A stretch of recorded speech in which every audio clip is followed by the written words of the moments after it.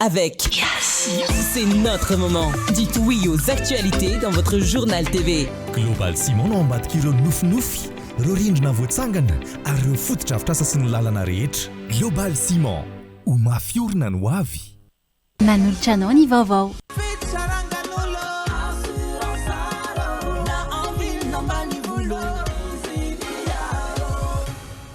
Assurance art, dimampolo taona ny ilanao. Manolotra anao ny vaovao.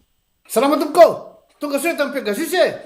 Zahay dia mamokatra kidoro vita avy amin'ny mosy. Tena mateza, voanja fiafy. Manolotra anao ny vaovao.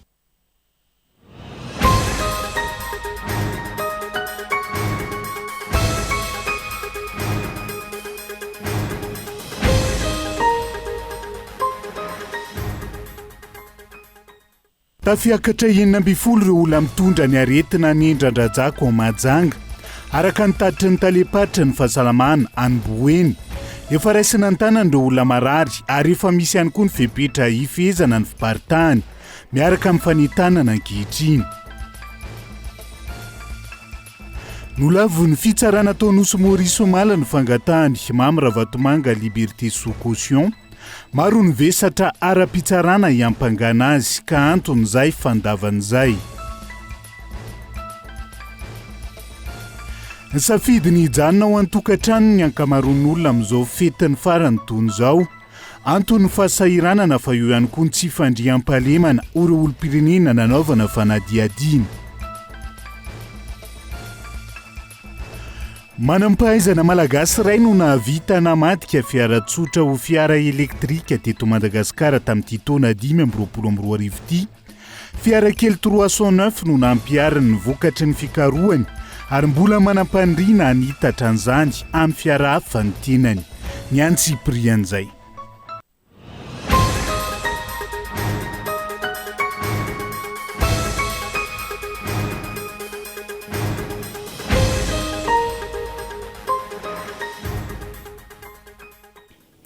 Alarobia farany taona 2022 finaritra tombokilasy tombovavy tonga soandray atao anatin'ny fotoana ny fampahalalam-baovao amin'ity alina ity. Manasanao ihany koa anaraka ny antsiprian'izay. Ety am-panombohana dia tsy hainy tsy arahaba antsika rehetra na tratra ny farany taona 2022 ary sambo tratra ny taona 2022 avokoa. Ho avy amin'izay ako ny afety sy ny fanomanana ny fety izay sika rehefa avy eo. Fatafiakatra 12 ireo olona voan'ny endran-drajako ao Mahajanga araka ny tatitry ny talen'ny fahasalamana any Boeny amin'izao fotoana izao. Efa raisina an-tanana avokoa ireo olona marary raha ny fanazavana ary efa misy ihany koa ny fepetra hifehezana ny fiparitahany miaraka amin'ny fanentanana samihafa. Maro ny fepetra hisorohana ny endran-drajako ary isany tokony hafadiana ihany koa ny fifandraisana amin'ny vatana amin'ny gidro ankoatra ny fihetsika ara-pahasalamana raha ny fanambarana izay nataony teo anivo amin'ny ministera ny tontolo iainana sy ny fandrosoana lovainjafy tamin'ity andro anty ny antsiprian'izay. Tafiakatra 12 ireo olona hita fa mitondra n'ilay aretina ny endran-drajako na variole des singes eto Mahajanga. Ireo olona ireo izay efa manaraka fitsaboana eny amin'ny tobim-pahasalamana natokana ho amin'izany mba hahamora ny fanaraha-maso sy fehezana ny fiparitahan'ny valinaretina araka ny toromarika takian'ny fepetra ho an'ny tranga tahaka izao. Efa misy olona 12 moa zany no hita treto mitondra n'io voan'io variole des singes io. Ny fitsaboana moa zany dia mazava ho azy fa efa vonona ny fanafody avy any fitondram-panjakana mahefa ahafana mandray tanana ireo ka compliqué. Misy karazany manko izy io. Misy zany fotoana 5 andro hatramin'ny 20 andro ny atao hoe fiombon'le aretina. Ny sotra aretina mety hitantsika amin'izany dia marary lon'le olona, mafana hoditra izy, mangotsikotsika ny vatany ary marary ny lamosiny. Dia rehefa avy eo ray andro aorianan'izay hatramin'ny 4 andro dia miseho reny firotsodrotsany hoditra reny na ny atao hoe éruption cutanée. Dia misy atody tarimo ary marary dia marary io zavatra io. Ny toerana voalohany dia ao amin'ny CHU Mahavoky Atsimo na ny fahaizantsika azy CHU Manarapenitra. Any zany dia andraisan-tanana ireo olona rehetrarehetra zay voan'io ka fa manomboka misy mirevidrevitra raisina tanana mahimaim-poana zany ny fanafody rehetra ampiasaina zay avy amin'ny fitondram-panjakana maefa am'izao fotoana zao.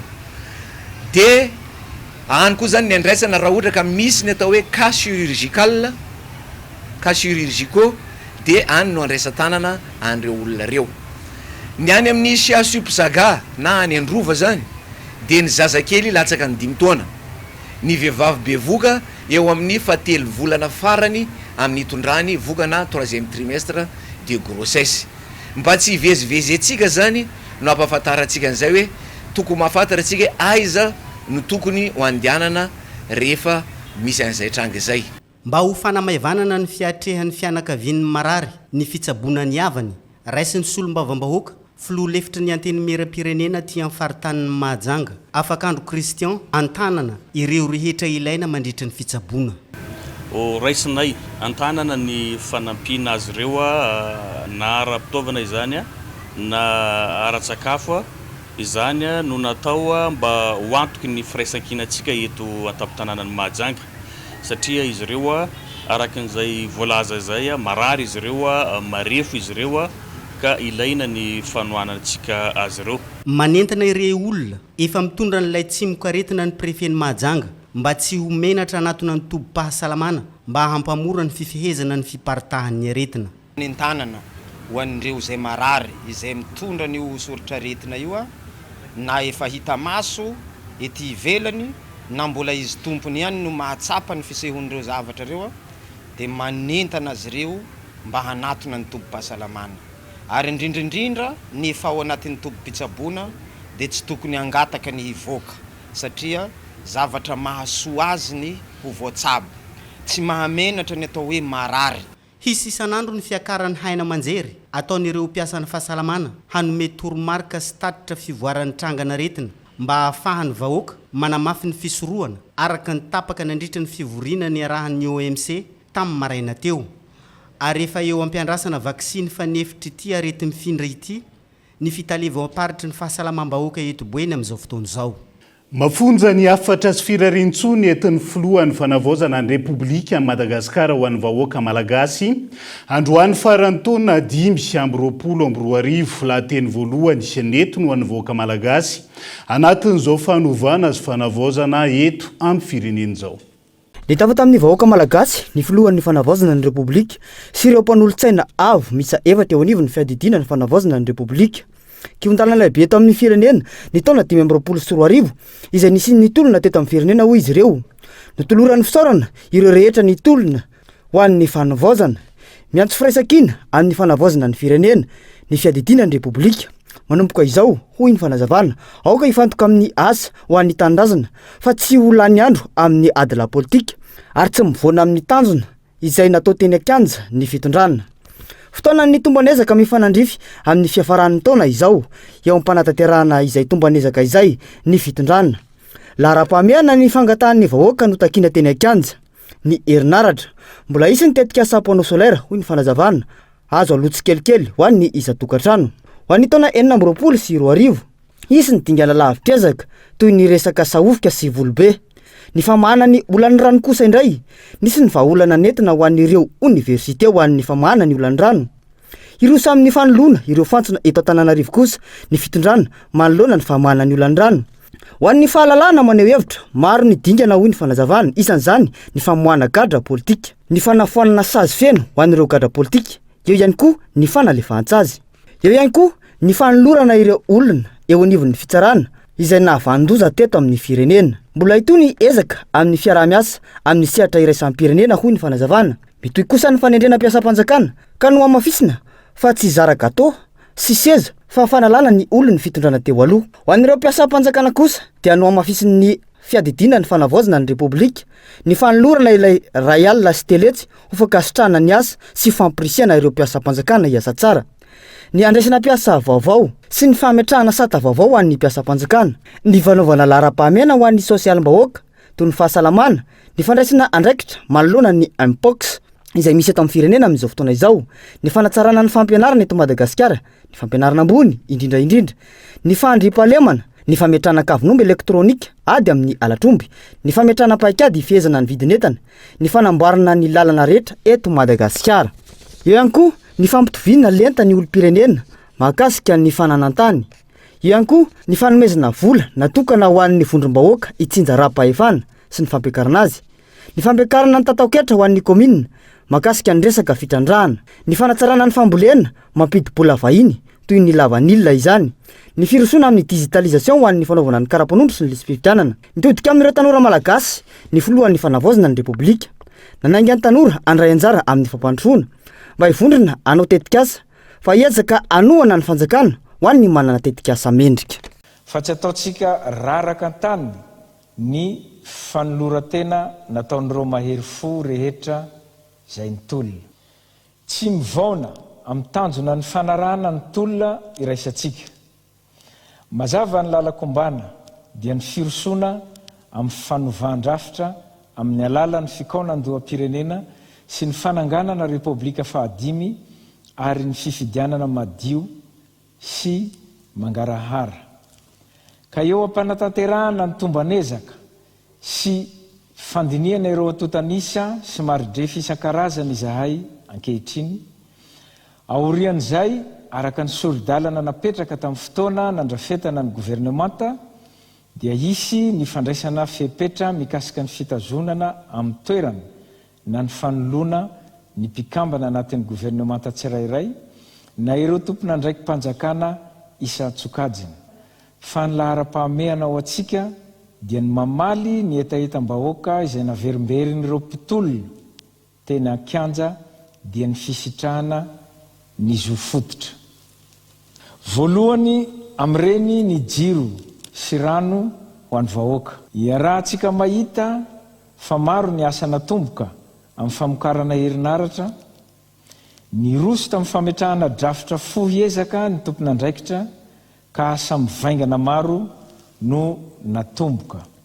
Raha tsy aivina dia 30 megawatt ny tsy fahampina amin'ny famatsina ny herinaratra teto Antananarivo tamin'ny fotoana nandraisanay fahefana. Mikasika ny fahalalahana maneho hevitra izay fitakiana iray lehibe no amafisin'ireo mpitolona dia azoko lazaina fa efa maro koa ny dingana vitantsika tao anatin'izay fepotona fohy ny asanay izay. Fa ny heveriko lehibe indrindra dia ny famoahana ireo gadra politika nampidirina amponja noho ny fanehoan-kevitra nataon'izy ireo.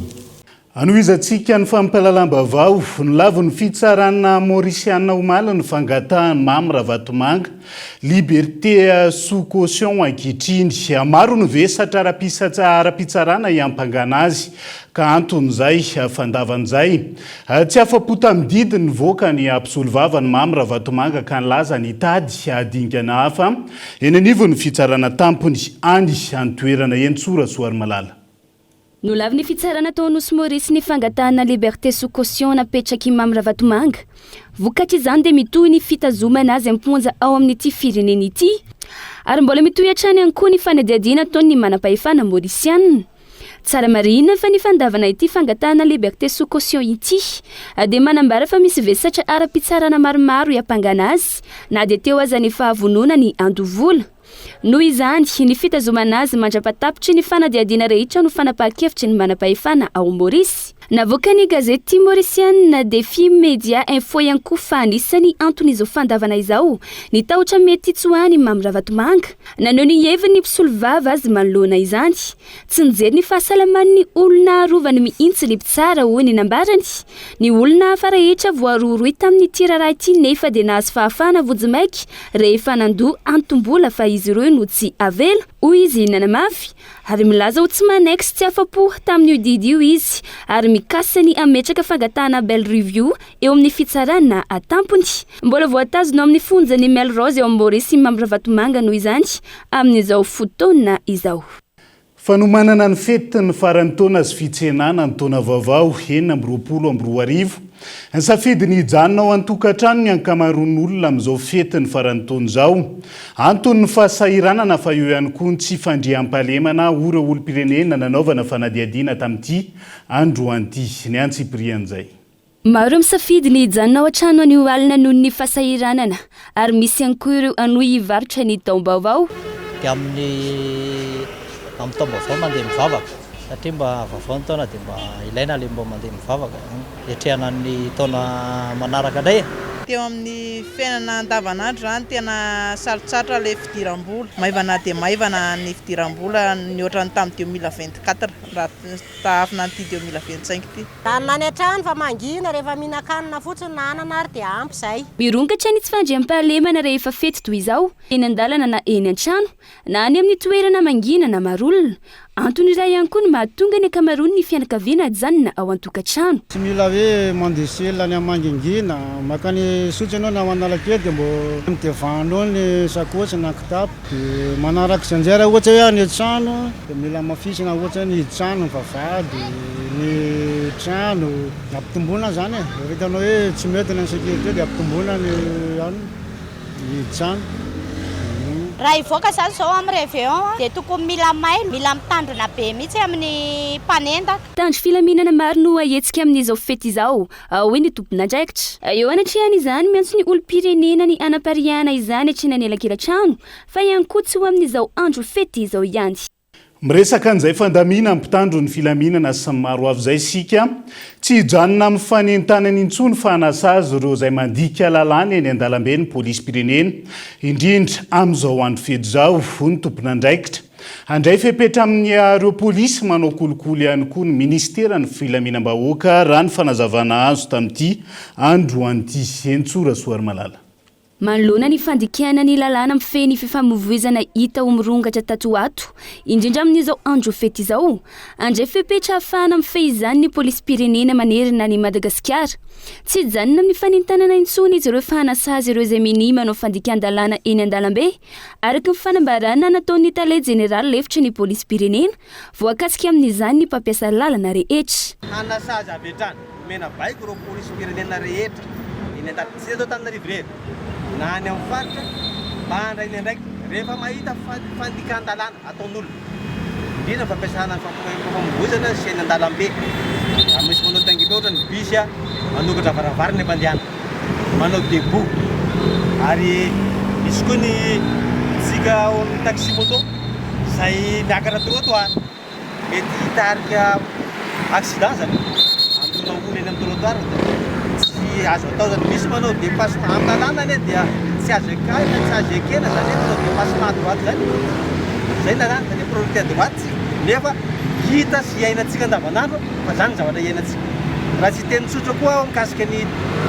taxi bicyclette ny bicyclette ane raha araka ny lalàna velona mbola tsy fony mandrakiteny roany dia ny double montée ny bizika tsy azo atao araka izany na tsy mbola miverina aza ny fanaovana ny police de la route dia piatra ny lalàna ho an'ireo izay hita masy fa manao fandikan-dalàna ny polisy pirenena andray fepetra amin'ireo polisy manao kolokolo ihany koa ny ministera ny filaminam-bahoaka ka miantso ny olo-pirenena tsy hisarasala ny toroka raha lasebatra amin'izany raha ny fanazavana hatrany iseny vetivety ao anaty doka fosika aza misaraka aminay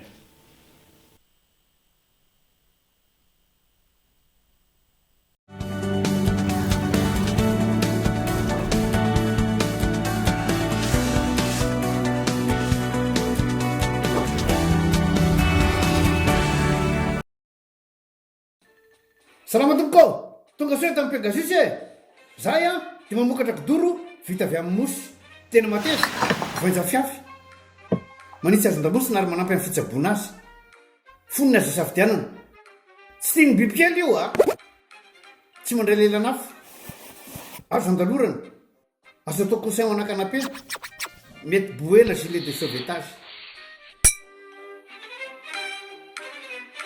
ary mbola misy tapis masolotsia amin'ny loko isan-karazany tsy mifidy toerana n'aiza n'aiza mahatapy soka mora diovina sady tsy matahotra rano nefa malefaka Pegasus koa dia mbola manana canapé sady fandrina ary isolant thermique ilay mampangatsiatsika ny atitrano amin'ny andro mafana sy mihazona ny hafanana amin'ny andro mangatsiaka dia tonga varaliana fa misy revo izay tiany ny fahatokisana ny tanjona amin'ny asa fanorenana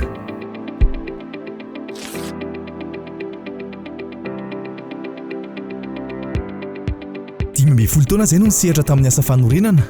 Ny atao hoe kalitao amiko a dia izay mafiorina sy maharitra. Hafa mihitsy ny Global Ciment satria mora ampiasaina, angampiasa izy ary mahafa-po hatrany ny vokatra azo. Ny fanorenana trano dia tsy vitan'ny fananganana rindrina fotsiny ihany fa fanatanterahana ireo nofy, fanomanana ny hoavy ary antoka sy lova ho an'ny taranaka. Feno fatokisana miaraka amin'ny Global Ciment, fantatro fa ho mafiorina ny tranonay. Ho an'ny fotodrafitr'asa rehetra ataonay dia Global Ciment ihany no atokisanay. Mety amin'ny asa rehetra, tsy miova ny kalitaony, mahomby hatrany, tena manaraka ny fenitra takiana. Global Ciment no ambadika ireo nofinofy, ireo rindrina voatsangana ary ireo fotodrafitr'asa sy ny lalana rehetra. Global Ciment, ho mafiorina ny hoavy.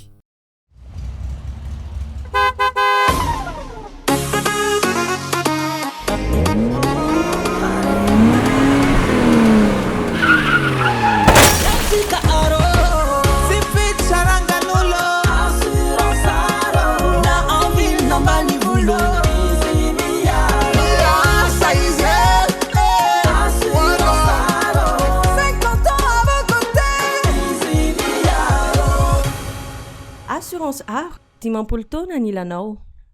Ataovy mamiratra kokoa ny fety. Ararotondray ary ny promo Noël e. Kalitao mandona be sady misy cadeau hatramin'ny 1 janoary 2024 mividiana gamme ZTE A36, A76 4G sy A76 5G dia mahazoka to support téléphone na sac banane na écouteur sans fil miampy câble USB 3 en 1 miampy bonus 5 GB zao. Izany rehetra izany manomboka amin'ny 269 000 ariary monja. Araroto fa mandalo mora eny amin'ny Astor ny fotoana.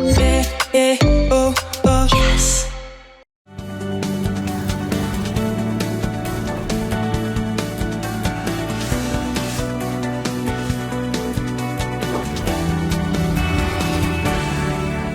Anohizantsika ny tapany faharoa amin'ny fampilalam-baovao amin'ity alay ity. Manam-pahaizana malagasy iray no nahavita namadika fiara tsotra ho fiara elektrika teto Madagasikara tamin'ity taona 2024 ity. Fiara kely 309 no nampiarany vokatry ny fikarohany ary mbola manam-pandriana anitatra an'izany amin'ny fiara hafa itoky andriana vo arivony fa tsy mbola ampy ny fitaovana raha ny farazavana netiny antombo.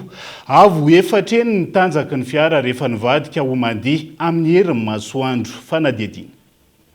Izy no toky andriana vo arivony raiky amin'ny 30 taona.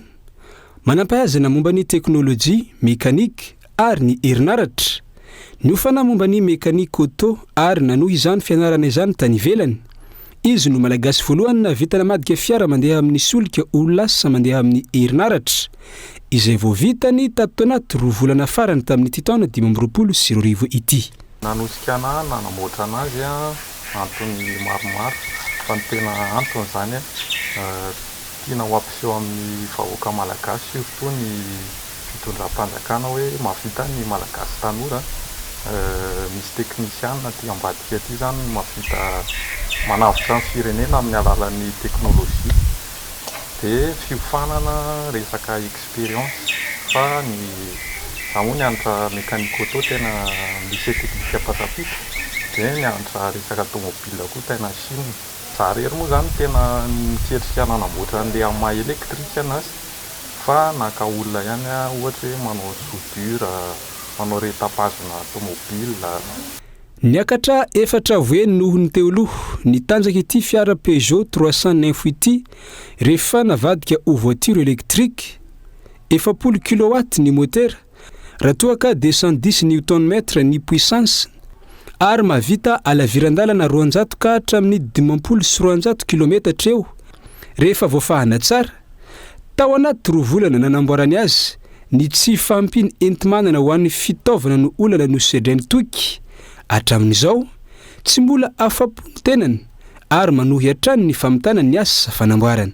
Nahatra teo amin'ny 2 volana latsaka teo nanamboarana anazy. Ny olana sedraina moa zany tsy dia tena misy fa ny tena hitako hoe olana dia resaka vola.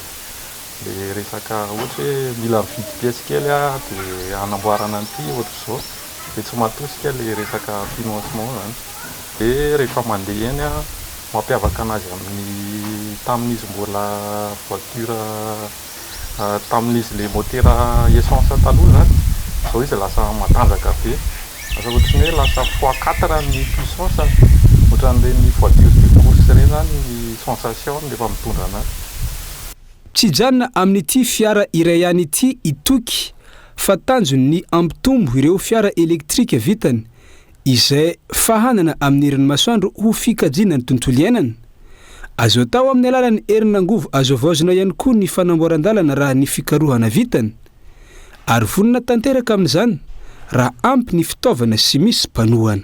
Izy moa zany rehefa mijanona dia haute consommation zany hoe misy embouteillage dia tsisy efehany aminazy fa rehefa mihetsika ihany izy vao mandraha courant. Raha ohatra hoe voafahana tsara mahavita 200 km ny charge anankiray.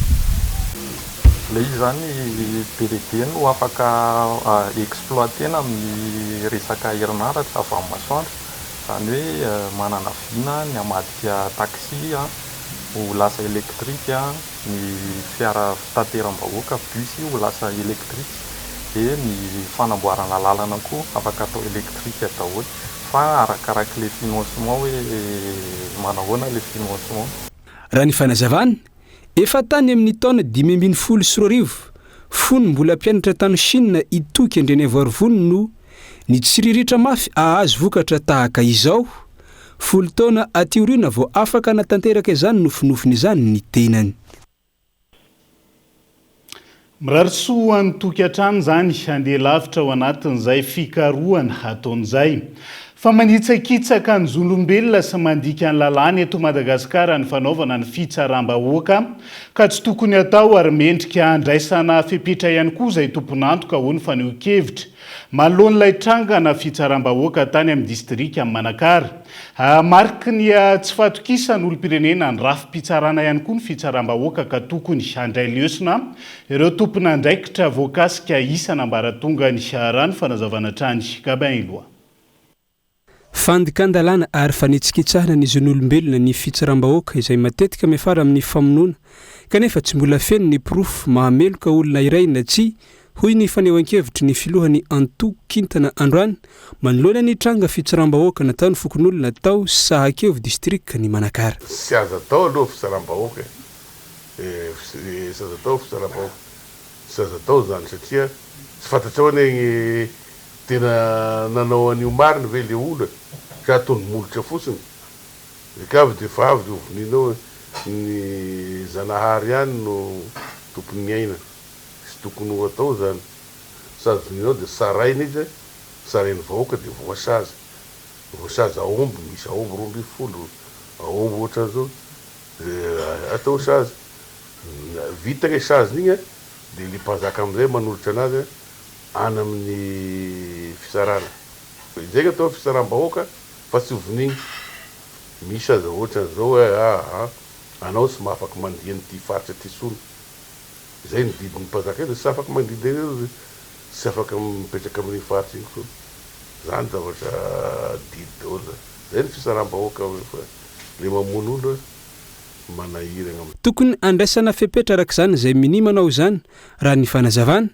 Mila manova famindra ihany koa miaraka amin'izay ireo rafi-pitsarana sy mpanao fanadahadiana eto amintsika manjaka ny kolikoly sy mitsindry eny amin'ireny sampandraharaha ireny ka antony mahatonga ny olona tsy atoky azy ireny intsony ary manao izany fitsaram-bahoaka izany.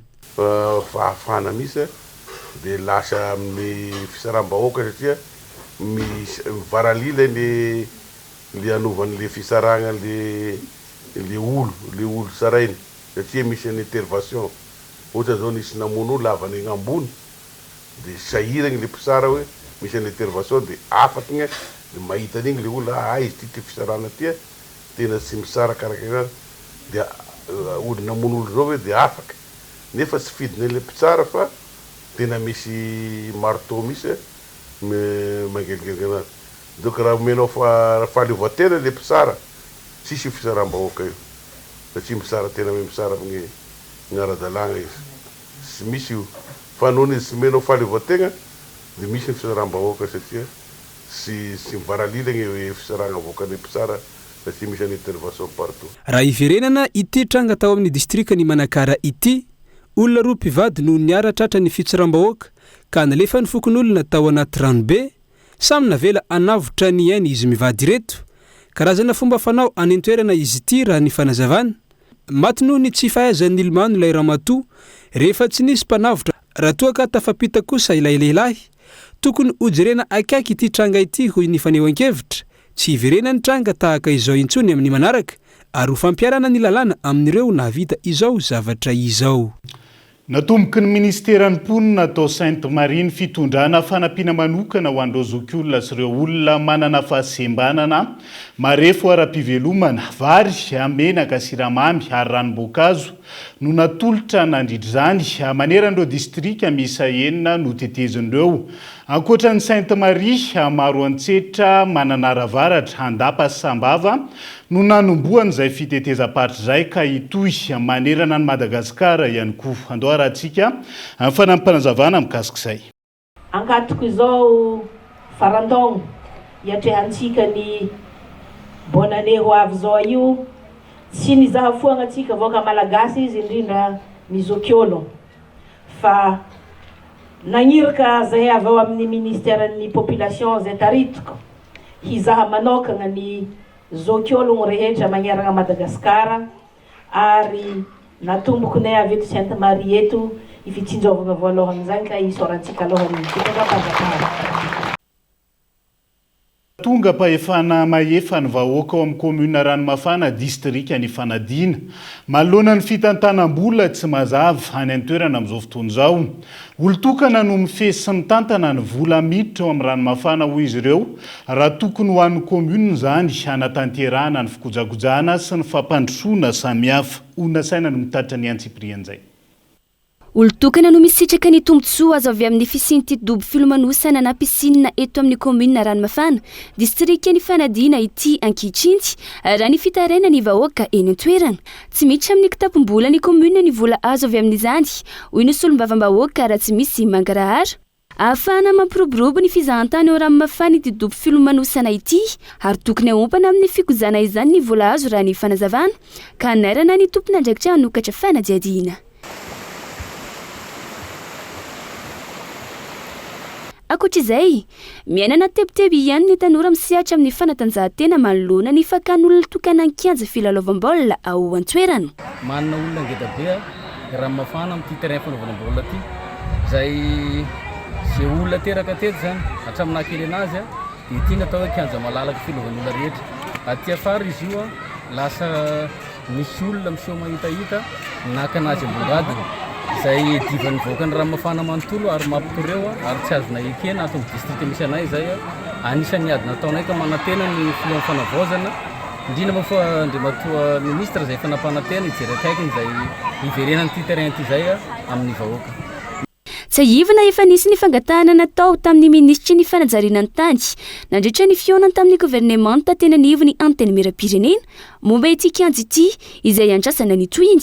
Teto ihany koa no fitaizana ny tanora ao anaty ny fanatanjahantena nisy ny fifaninanana baolina kitra mikarakaraina ho fampiresana ny tanora izay nivoany ekipa Tortosy ho mpandresy. Itony hetsika ho fanabeazana tsy fiarovana ireo tanora tsy irona amin'ny fisotroana toka sy ny zava-mahadomelona hoy ny mpikarakara. Avy any Ranomafana dia hiazo an'Antsirabe vetivetsika.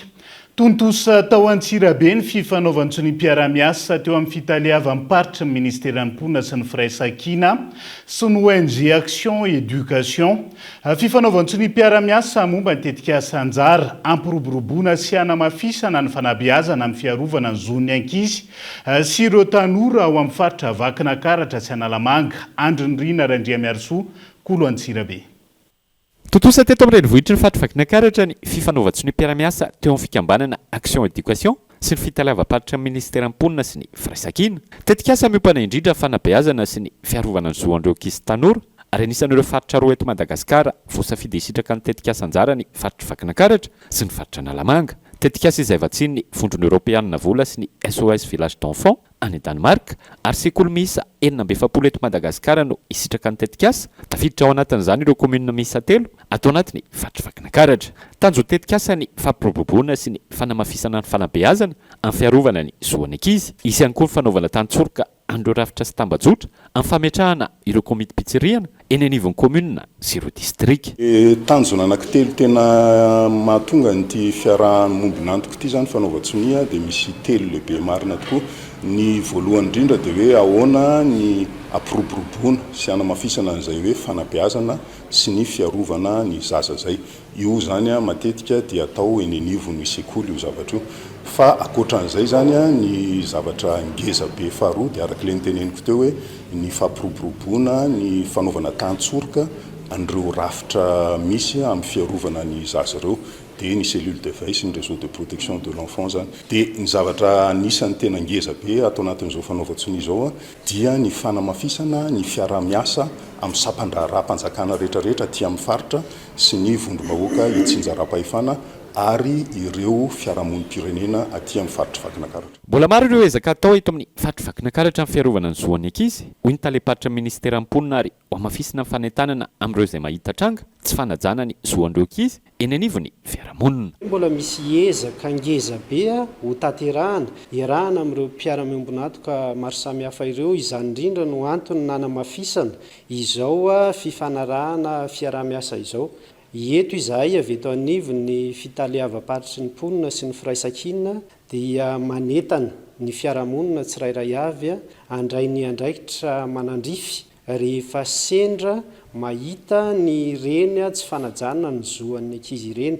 Anisan'ny zoan'ny ankizy fatatsika rehetra mantsy zao ohatra hoe ny mianatra. Izay indrindra no mahatonga antsika hoe tena miezaka ary manatanteraka ny fiaraha-miasa amin'ireo izay olona maniry ny hifanampy amin'ny fanatanterahana amin'izany zoan'ny ankizy. Arak'izany dia haritra 3 taona ity tetikasa andiany voalohany izay fiaraha-miasa ny fikambanana action éducation sy ny fitalavam-paritra am-ponina eto Vakinakaratra ity ho fanamafisana ny fiarovana ny zoan'ny ankizy sy ireo tanora.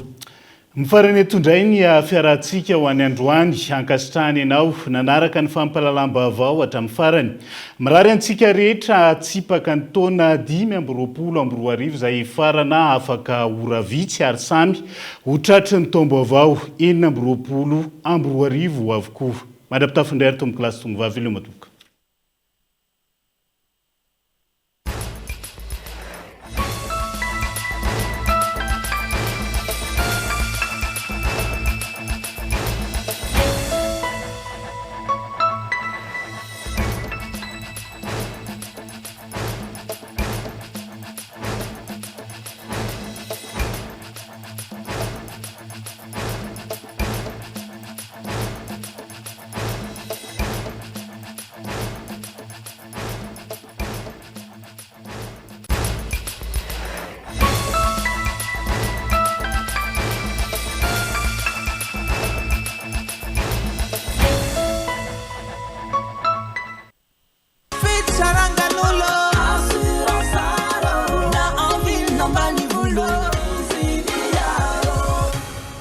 Assurance Art, dimampolo taona ny ilanao. Za présenté Niva Global Ciment no ambadika ireo nofinofy, ireo rindrina voatsangana ary ireo fotodrafitrasa sy ny lalana rehetra. Global Ciment, ho mafiorina no avy. Salama tompoko, tonga soa tamin'ny Pegasus e. Zahay dia mamokatra kidoro vita avy amin'ny mosy, tena mateza, voanja fiafy. Za présenté Niva. Avec Yassi, c'est notre moment. Dites oui aux actualités dans votre journal TV.